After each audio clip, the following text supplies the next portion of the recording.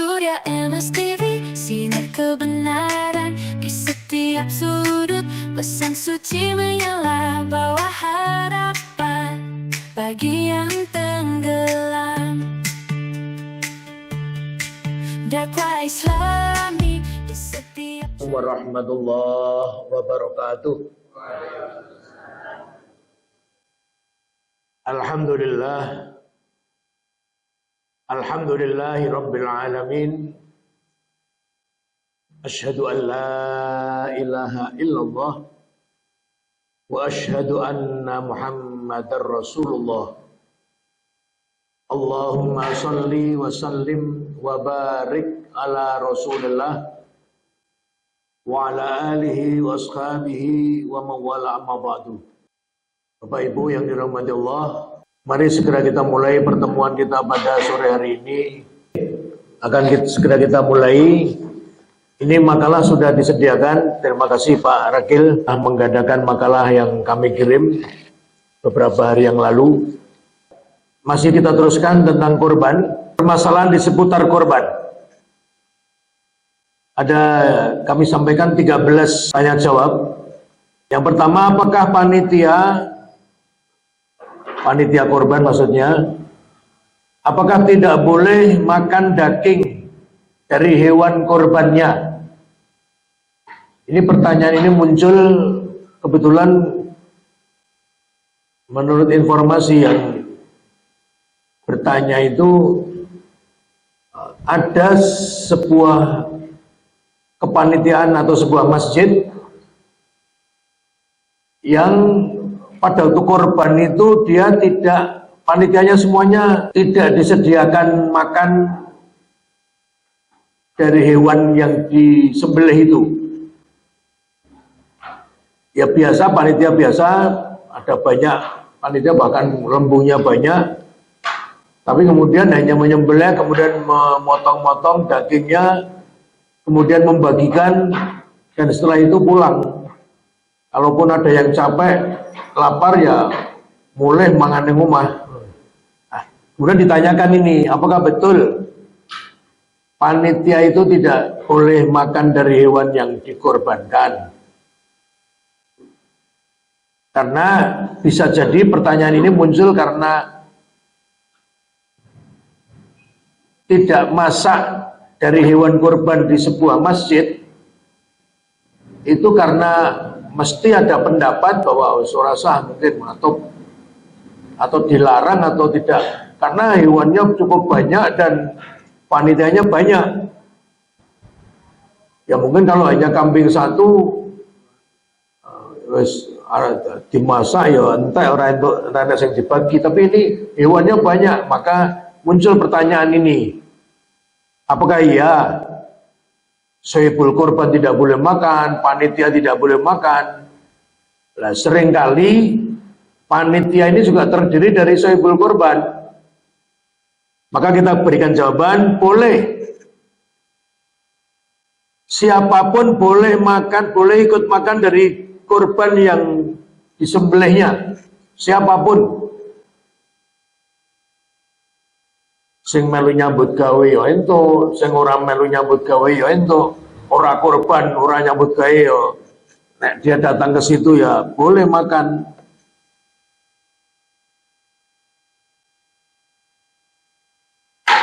Jadi prinsipnya boleh, semuanya boleh. Apalagi sing melu nyambut gawe. Apalagi ya melu korban, melu nyambut gawe. Ya tentu secara kasat mata menyembelih apalagi sapi ya itu ya tidak mudah. Mulai nyincangnya, mulai giringnya, kemudian setelah itu dipotong, dan apalagi sapi-sapi yang dipotong selama ini kan ya relatif besar-besar. Artinya mengeluarkan tenaga, keringat, dan yo kesel tenan. Nah, gitu. Jadi boleh makan, boleh. Bedakan antara kata-kata boleh, kemudian wajib atau harus, ya ini Kalau wajib tidak mau makan ya tidak apa-apa. Tapi jangan dilarang kalau ada yang mau makan, gitu. Nah, supaya ada yang makan, ya harus ada yang masak, karena ya kita manusia beradab tidak makan daging mentah, itu dimasak sih.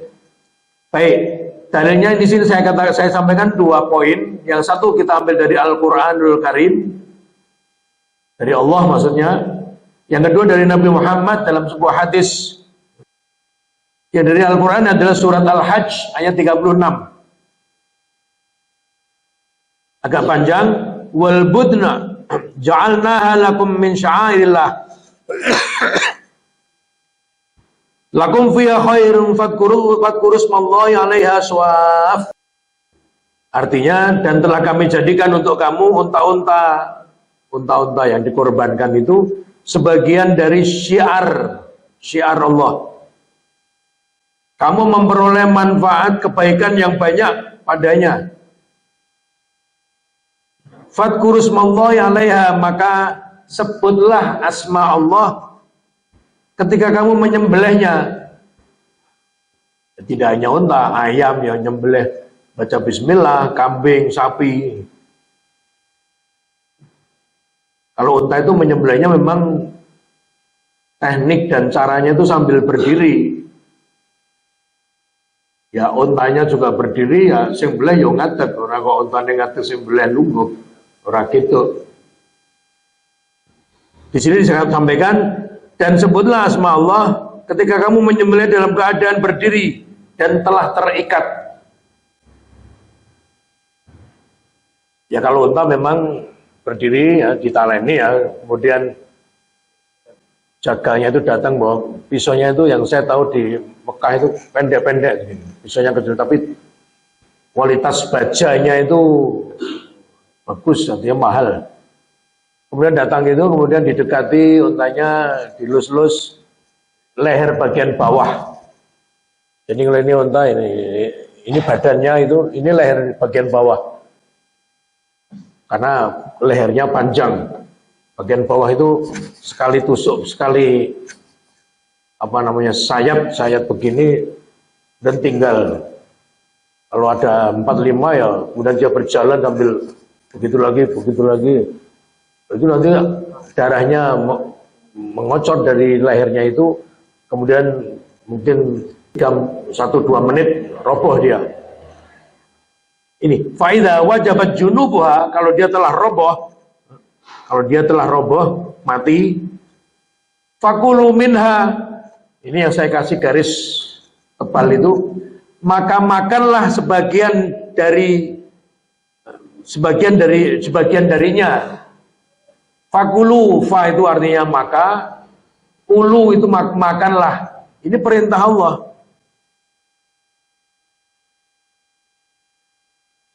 Jadi pertanyaannya tadi, nopo sakit, nopo angsal panitia niku masak dahar, soibul korban ya dahar. Loh ini malah perintah Allah ini. Fakulu, maka makanlah kamu minha, dari sebagian hewan yang kamu sembelih. Apalagi kalau kita melihat dari sisi usul fikih, kalimat perintah itu pada asalnya harus ditunaikan. Setiap perintah harus ditunaikan. Hanya untuk di sini ya berupa anjuran, makanlah. Itu kalau mau, kalau wah kula umpamane sing dipotong daging kambing, wah kula mboten maam kambing.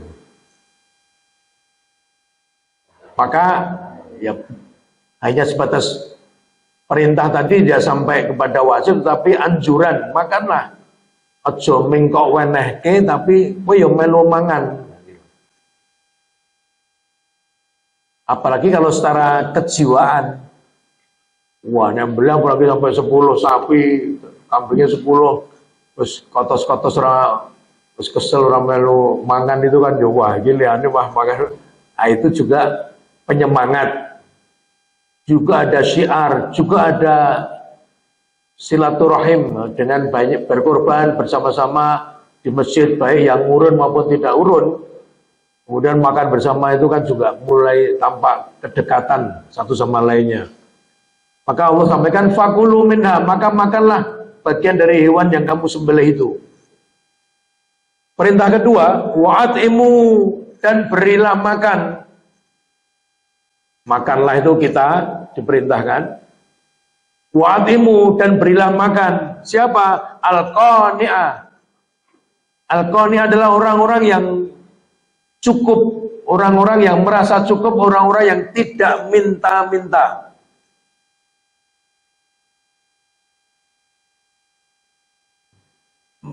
Tafsirnya dari ini adalah diantaranya, kalau kamu menyembelih hewan kurban, entah itu kambing atau lembu atau malah dua-duanya, apalagi banyak, makan. Setelah kamu potong, dimasak, dimakan. Kemudian kalau masih ada sisa banyak, ya berikanlah makan pada orang-orang. Ada yang tidak ikut datang ke masjid, mungkin karena malu, aku ora melu korban, ora teko, atau aku kurang enak badan, atau aku itu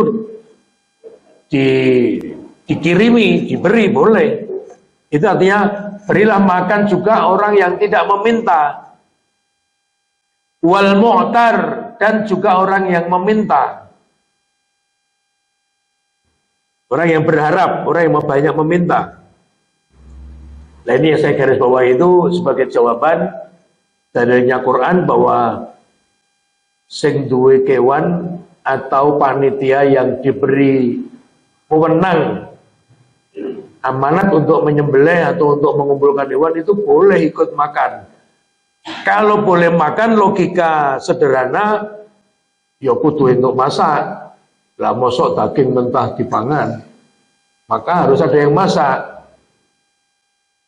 Nomor 3 berikutnya secara logika, ya penora supaya tidak mempersulit panitia disediakan makan ojo panitiane tidak mulai sih masak sih nang omah. Nah, itu jadi ini hanya masalah teknis.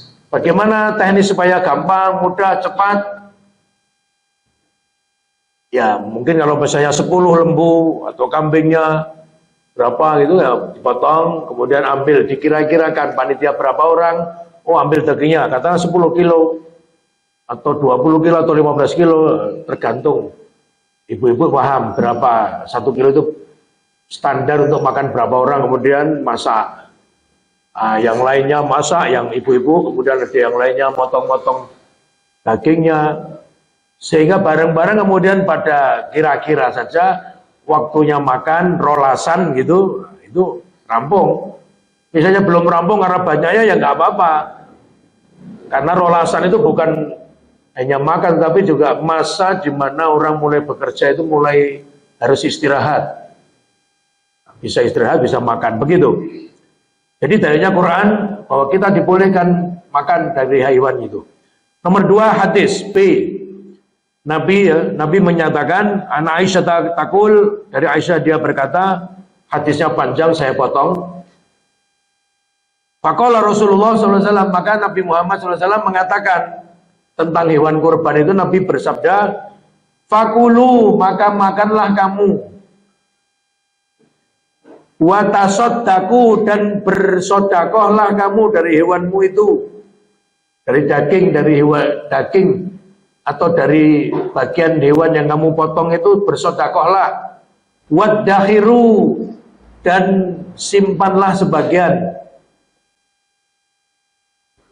Artinya dengan hewan korban yang kita lakukan itu, kalau Allah tadi makanlah kemudian berikan pada orang yang minta maupun yang tidak minta.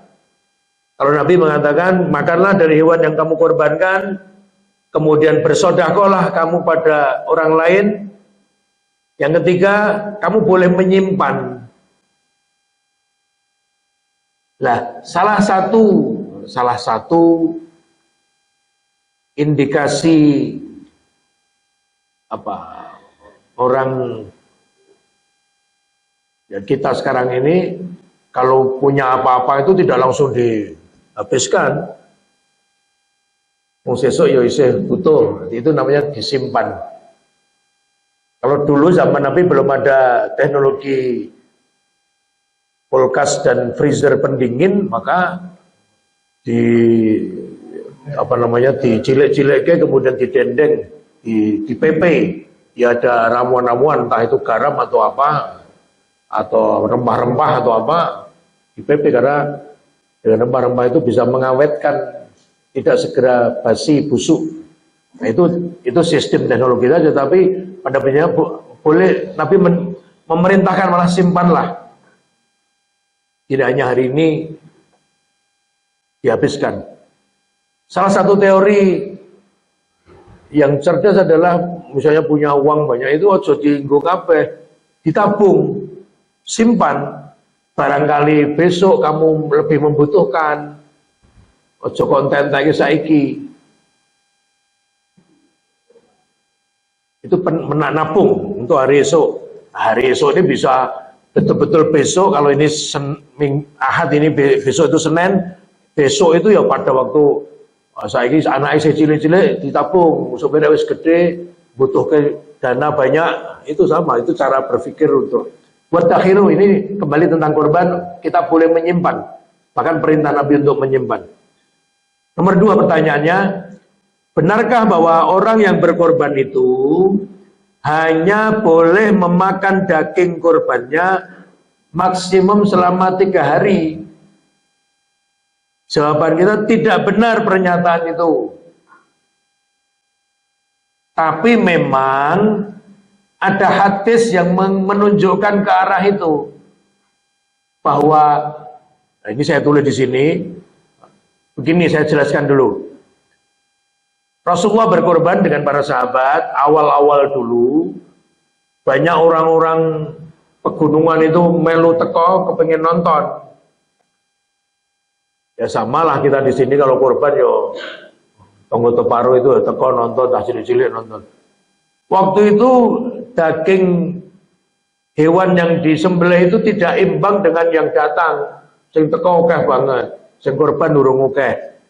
Maka Nabi berpesan pada sahabat, kamu jangan sampai nanti kamu pulang membawa daging-daging ini, jangan sampai kamu menyimpan di rumah lebih dari 3 hari. Jangan, kamu boleh bawa pulang, tapi jangan kamu menyisakan sampai lebih dari 3 hari. Tahun berikutnya, waktu kurban lagi, itulah tahun berikutnya, sudah kurban begitu, sahabat bertanya, wahai Nabi, apa kami peraturan menyimpan daging ini seperti tahun kemarin? Kami hanya diberi kesempatan menyimpan selama 3 hari. Nabi mengatakan, oh tidak, kemarin tahun lalu itu soalnya banyak orang yang membutuhkan, maka aku hanya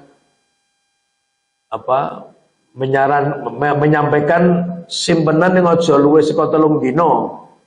Simpanlah tapi jangan lebih dari 3 hari.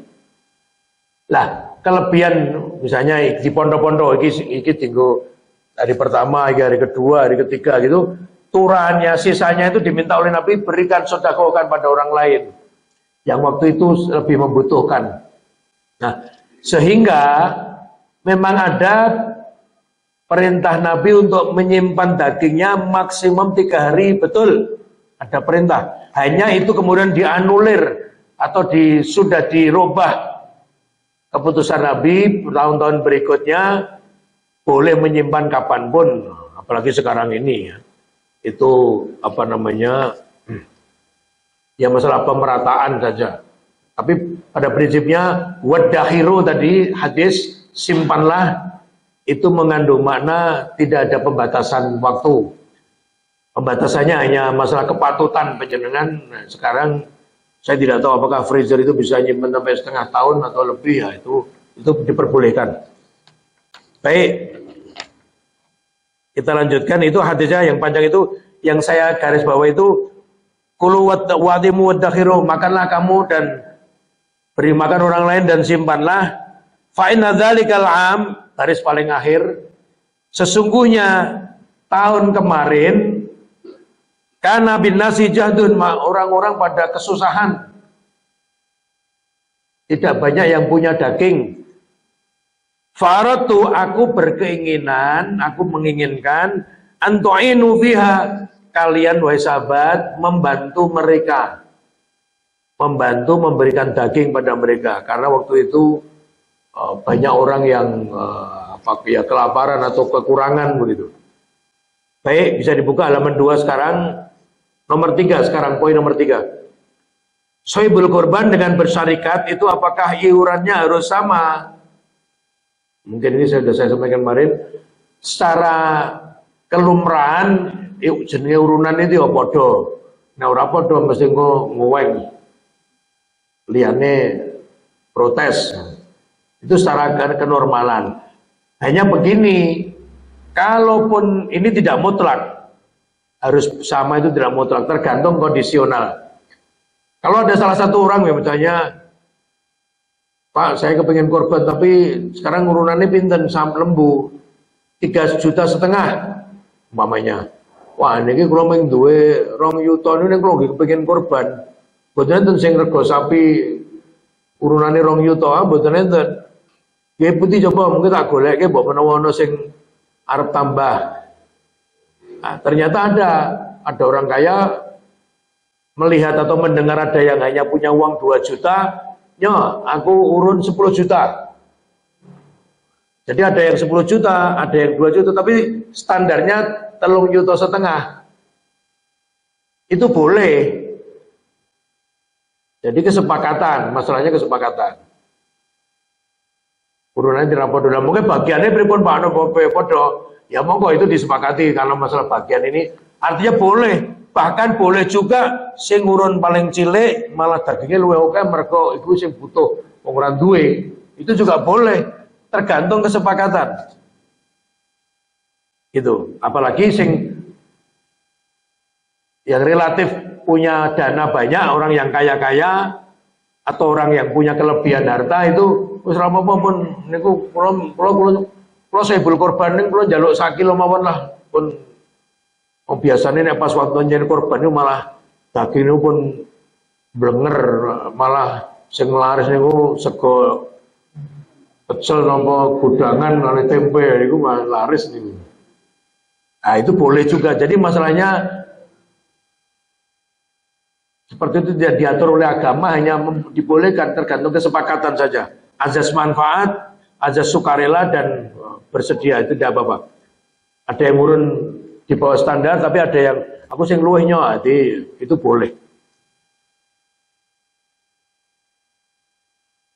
Bahkan lembu itu kan kita paham untuk 7 orang. Misalnya hanya 2 orang, boleh. 2 orang bersahabat, yuk korban yuk. Aku duitku sithik. Kowe duit piro? Aku main duit 4 juta. Wis gorene duitmu. Lah kowe piro? Aku duwe 20 juta. Jadi wong loro siji urung 20 juta, siji urun 4 juta, tuku sapi ya wis boleh. Itu korban untuk 2 orang boleh.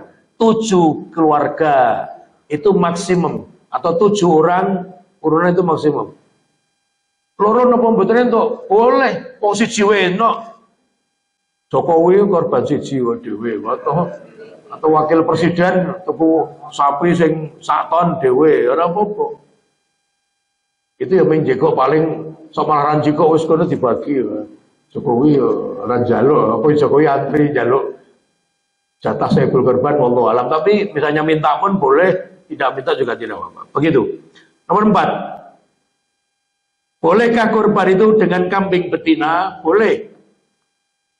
Artinya jantan atau betina dibolehkan.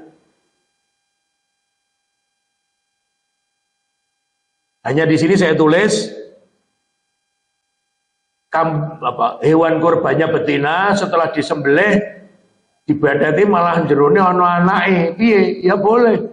Malah badhe panjenengan tuku kewan siji untuk loro. Walaupun yang satu kecil. Di situ saya tulis ada hadis Nabi, zakatul janin, zakatu ummihi. Nabi mengatakan zakat dia boten dal. Zakah itu menyembelih. Zakatul janin menyembelih janin anak lembu atau anak hewan yang disembelih caranya adalah dengan menyembelih ibunya. Maksudnya ngeten, nek wis kok belah induke terus dibadati kok jerone ana anake kuwi halal. Wis padha wae wis kok belah senajan gulune durung tugel. Nah gitu. Lah, jadi kalau ada induk sapi dibelah, perutnya ada anaknya, kuwi anake wah iki kudu dibelah Yohan, mboten. Ini hadisnya tadi. Jadi indikasi anak dalam kandungan induknya, dalam perut induknya itu halal dan boleh dimakan tanpa harus disembelih karena sudah menyembelih induknya dan anaknya juga sudah mati. Nah itu hadis yang saya bawakan itu. Jadi hanya mungkin problemnya nek kabeh saiki krungu, lah ngopo kok penyeran kok hewan betina kok dienggo kok tukune sing betina. Oh ternyata kalau betina itu untuk hewan lebih murah misalnya. Boleh juga, boleh sing murah boleh. Selama itu proses jual beli, boleh. Ane nek kabeh engko golek sing murah-murah kaya ngono kuwi kabeh korbane hewan betina, wah taun ngarep ora eneng sapi sing gelem bobot. Nah, coba ya indukane kabeh wis dibelei, ora eneng sapi sing melahirkan regenerasinya terganggu karena induk-induk hewannya dipotong. Ini barangkali itu saja problem yang kemungkinan muncul. Lah ini harus dihindari. Berikutnya nomor 5, bolehkah berkorban itu dengan ayam jago? Nah, ini ada sing takon, Pak saya senangnya ayam, ini saya punya ayam banyak dan ini masuk kontes jago buwe apa yang disenangi dan ini nek didol ini selawi yuto yang ngumpuli sapi dan ini yang saya senangi katanya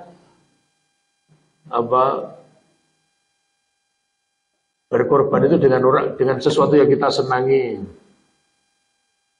Tidak, memang betul memberikan apa-apa itu kalau yang kita senangi itu punya nilai posisinya tinggi di hadapan Allah. Tetapi bukan untuk korban. Ya korban ya yang kamu senangi, tapi ada kriteria hewan tertentu, tidak ayam jago, bahkan manuk kutut misalnya atau cocak rawa regane nek didol 50 juta ya ora entuk. Tapi ada caranya kalau cerdas, manukmu cocak rawa sing 50 juta kuwi dolen. Bar kuwi duwite kok gawa ning pasar tukokno sapi entuk loro. Untuk siji tur gede misalnya, nah, gitu itu boleh. Tapi kalau ngono kuwi jenenge ora kok korban cocak rawa ning ya korbanmu tetap hewan yang masyru'. Yaitu yang masyru' itu yang ada syariatnya, yaitu unta boleh, lembu boleh, kerbau boleh, atau sepadan kerbau dan lembu, kemudian kambing Jawa maupun gembel itu boleh. Nah, begitu. Yaitu nomor 5 itu saya berikan. Nabi itu berkorban unta, juga berkorban kambing. Ini ada juga yang bertanya, tapi tidak saya tulis di situ. Janin itu saya ngapain itu pun Pak? Korban melu lembu napa pilih tuku pedus? Ada yang berpendapat dua-duanya. Ada yang berpendapat lebih mulia, lebih baik, lebih afdal kambing, ada yang lebih afdal lembu. Nah ini begini logikanya. Kalau yang lebih afdal kambing tadi beralasan Quran surat As-Saffat, kata Nabi Ibrahim mimpi supaya menyembelih Ismail. Barang dilakoni tenan Allah ganti dengan kibas kambing yang gemuk. Betul itu memang. Itu Qur'annya begitu. Tapi yang beralasan APE lembu apa unta itu azas manfaatnya. Luweh akeh manfaati yen kok tukoke lembu mergo kurup murakabi semuanya entuk akeh. Katanya ini saya tidak tahu persis. Misalnya kambing urunane nek lembu 3,5 juta, kita beli kambing 3,5 juta sama-sama biayanya, itu paling kecekel dagingnya untuk kambing itu paling 7 kilo, itu sudah berat. Tapi kalau ikut korban lembu urunannya sama 3,5 juta, itu sohibul korban sing melu urun itu untuk 6 kilo dewe atau 5 kilo. Nah, itu dagingnya yang lainnya dibagi, itu lebih banyak, lebih manfaati. Artinya dua-duanya tergantung sudut pandangnya. Nah, nanti bisa dibuka surat Al-Hajj ayat 37. Surat 22 ayat 37. Allah menyampaikan la yanallahu luhumuha wala dima'uha walakin yanaluhu taqwa minkum.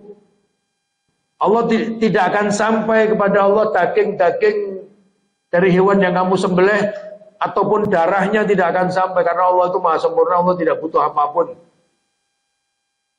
Jadi kalau orang kurban itu bukan untuk Allah, itu untuk orang-orang sekitarnya, untuk semua manusia. Walaki yanalu taqwa minkum, Al-Hajj ayat 37. Tetapi yang sampai kepada Allah adalah nilai takwa yang ada di dalam hatimu. Artinya kambing, kalau dia korban kambing tapi dengan takwa yang maksimum, sampai pahalanya pada Allah. Kalau dia berkorban lembu dan itu ikhlas dan penuh takwa, sampai kepada Allah. Saya kira gitu. Jadi bukan masalah materi hewannya apa, tetapi bagaimana kita ikhlas dalam berkorban itu. Baik. Sekarang halaman nomor 3, nomor 6, pertanyaan nomor 6. Bagaimana hukumnya berkorban atas nama orang yang sudah meninggal?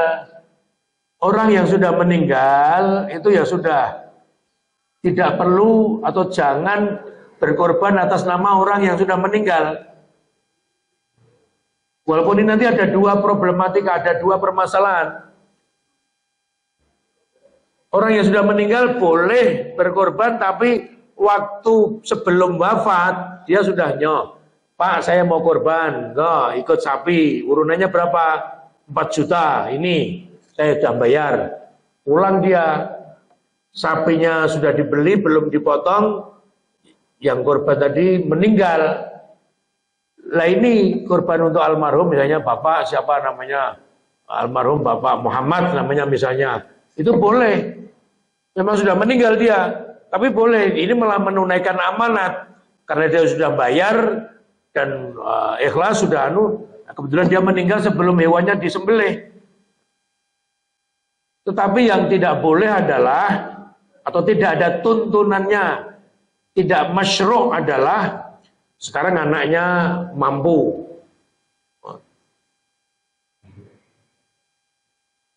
uangnya banyak, teringat dia waktu dulu orang tua saya miskin, anaknya banyak, nyekolah kewe wis rekoso, ora tahu melu korban wong tuane, bahkan ora tahu haji, tapi anaknya sekarang bisa haji berkali-kali. Nah, ini ada kadang-kadang ada kerentek, wah, kemudian dia korban atas nama orang tuanya.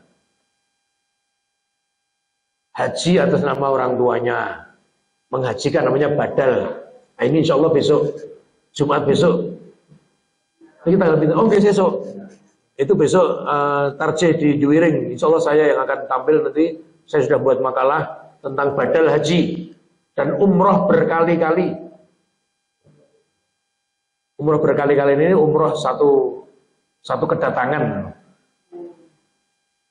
umroh satu kedatangan, dan terutama yang haji ya, sambil menanti haji itu umroh, keluar ke Tanim umroh, pakai ihram, kemudian masuk, putar tawaf 7 kali, sa'i 7 kali, nanti nunggu mana, wis sehat awal terus keselai rampung, nyewa taksi lagi, keluar lagi ke Tanim.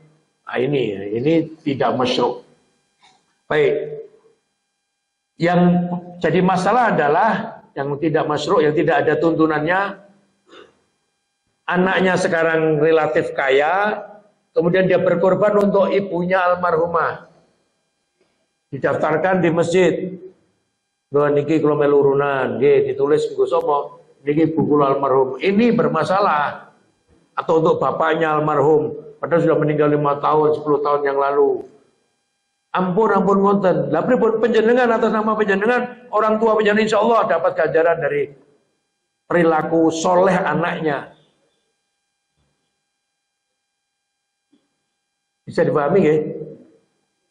Ada sedikit perbedaan, tidak sama, tidak bisa dikiaskan analogi. Apa? Saya misalnya, saya punya uang, ada masjid yang mau dibangun, Pak, saya mau sedekah berapa? 10 juta uang saya ini. Ini saya atasnamakan ibu saya almarhumah atau bapak saya almarhum. Oh ya boleh. Ini pernah ditanyakan kepada Rasulullah.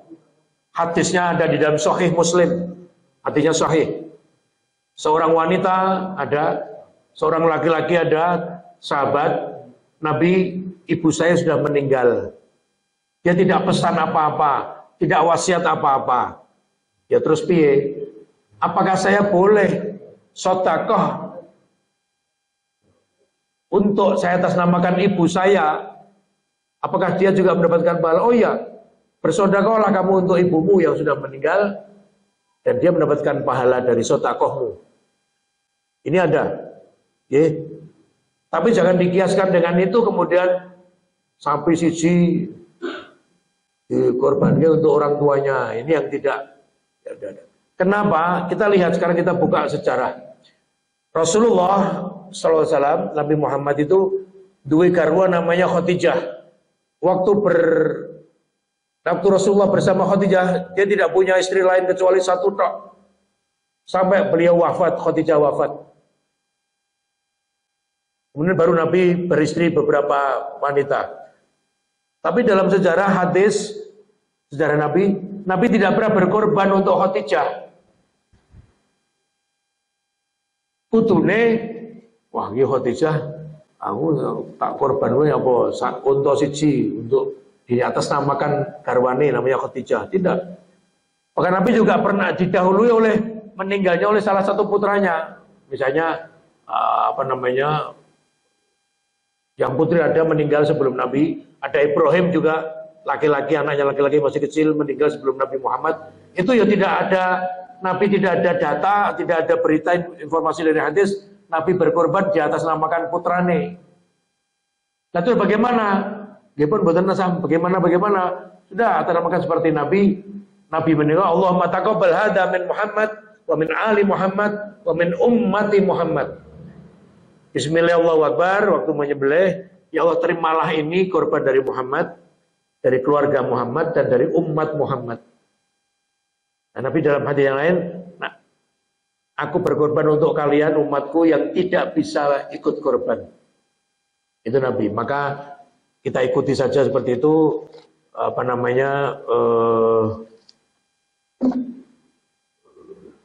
Jangan atas nama orang yang sudah meninggal. Berikutnya nomor 7, orang yang telah berniat korban setelah tanggal 1 Dzulhijjah dilarang memotong kuku dan rambutnya sampai hewannya dipotong. Ya, itu betul. Ada hadisnya. Kalau kalian sudah berazam ingin korban tahun ini misalnya penyerahan wis urun wis korban barang, maka tanggal 1 Dzulhijjah Nabi melarang janganlah fal yumsik an sya'rihi wa adfarihi. Hadisnya, hendaklah dia menahan, jangan memotong an sya'rihi itu rambutnya, wa adfarihi, adfar itu kukunya. Jadi yang kowe wis niat arep korban mulai tanggal 1 10 hari sampai tanggal 10 Dzulhijjah tidak memotong rambut dan kukunya. Lah terus pripun? Nggih, potongan saat durunge tanggal 1. Atau nanti setelah hewannya dipotong, dibeleh, boleh kita motong. Tanggal 1-nya untuk tahun ini Idul Adha insya Allah tanggal 17 Juni. Nah itu tanggal 1-nya berarti tanggal 8 Juni.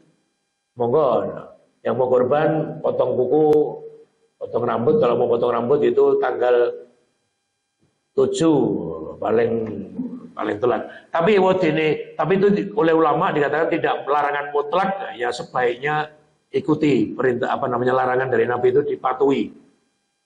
Baik. 8. Korban dengan cara arisan apa dibolehkan? Boleh. Arisan. Orang 30 setiap bulan bayar 100.000. Nanti terkumpul berapa 4 juta, terus untuk korban melu korban lembu boleh. Tapi waktu korban itu jangan atas nama seluruh peserta arisan. Nah, ini yang tidak ada tuntutannya. Nah, bagaimana dikopiok? Iki sopo jatahe saiki sing entuk sopo? Nah, gitu. Pak Sukijo misalnya, oh ya, korban itu Pak Sukijo dibelah atas nama Pak Sukijo. Ning ya nek Pak Sukijo wis entuk aja bubar.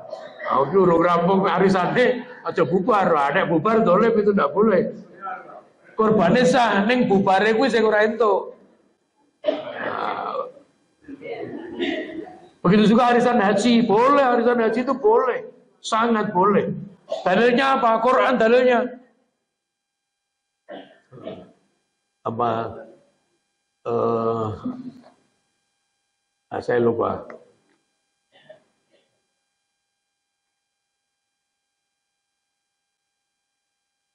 Jadi bertakwa kepada Allah itu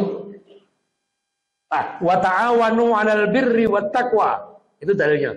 Saling tolong menolong kamu dalam urusan kebaikan dan takwa. Wala ta'awanu 'alal itsmi wal 'udwan. Tapi jangan kamu saling tolong menolong dalam perbuatan dosa dan permusuhan. Quran itu wa ta'awanu 'alal birri wat taqwa. Nah, ini untuk kebaikan dan takwa.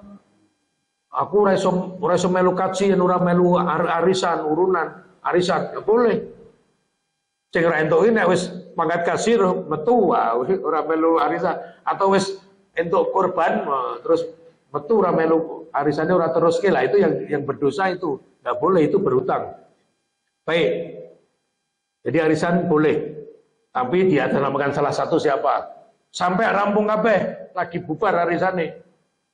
Dan nek mati pripun Pak? Dereng rampung mati. Ya apa-apa mati itu urusan wong ora apa-apa. Ning bojone kudu neruske.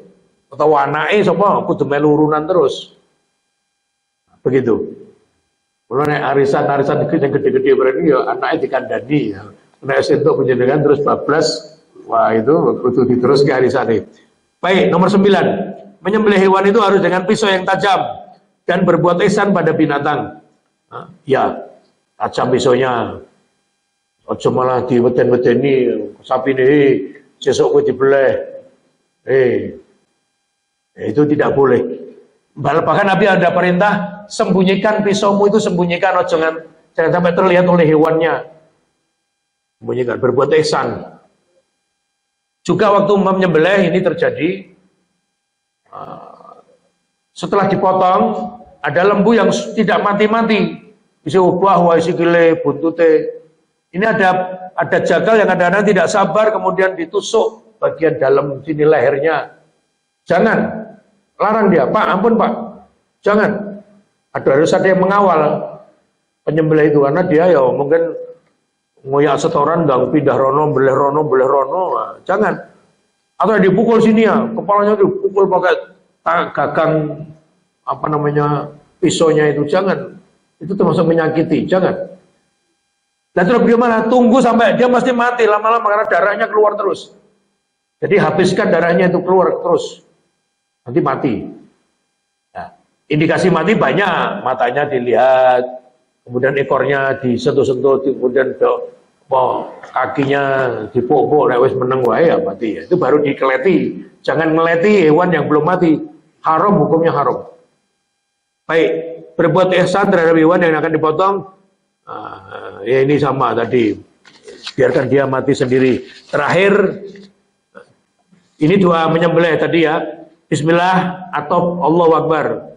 Bismillah cukup boleh atau Bismillahirrahmanirrahim, takbir Allahu Akbar, kemudian boleh tambahan doa, Allahumma taqabbal hadza min Muhammad wa min ali Muhammad. Kalau lembu orang 7 ya boleh dibaca satu persatu. Allahumma taqabbal hadza min Suryono wa min ali Suryono misalnya. Allahumma taqabbal hadza min Joko siapa? Itu boleh. Nanti 7 dibaca baru dipotong. Ada yang berkorban kambing tapi minta jatah daging sapi, apa boleh? Boleh. Neng yo api itu kayak seperti itu dirembuk sebelum disembelih. Waktu rapat takmir itu dirembuk supaya genah peduse ana pira, lembune pira, kemudian apa yang akan dibagi di kampung itu RT ini berapa orang, terus nanti kalkulasi dagingnya berapa kilo itu nanti sehingga, tapi itu juga ya nono, wedhus raine kok njaluk wedhus atau hewan sapinya nek sebuah masjid nyembelih 10 kambing jaluk sapi ini sopo. Nah, tentu kalau ada jadi masalah kewajaran, masalah ada dan ya tersedia boleh saja. Bahkan ora korban, orang ngewangi mengwong teko tok kepengin kula nyuwun ya dikeki ra apa-apa. Apalagi ikut korban. Jadi boleh. Atau sebaliknya, korban lembu kepengin daging kambing ya boleh. Hanya masalah azas kepatutan tadi ono pora cukup pora dagingnya. Sohibul korban atau panitia tidak boleh menjual kulit maupun bagian dari hewan korbannya, tidak boleh. Menjual tidak boleh. Panitia itu kepanjangan tangan dari sohibul korban. Sohibul korban datang, kula melu Jadi panitia itu kepanjangan tangan menjalankan amanat dari sohibul korban. Maka jangan menjual panitia. Tapi pun mang bagi, dagingnya dibagi, kulitnya bagi, sikil sandasnya dibagi, sudah bagi. Saya kira itu, silakan tanya jawab, barangkali masih ada, saya ada tunggu waktu 10 atau 15 menit, barangkali monggo. Dakwah Islami di setiap channel kita, Surya MS TV.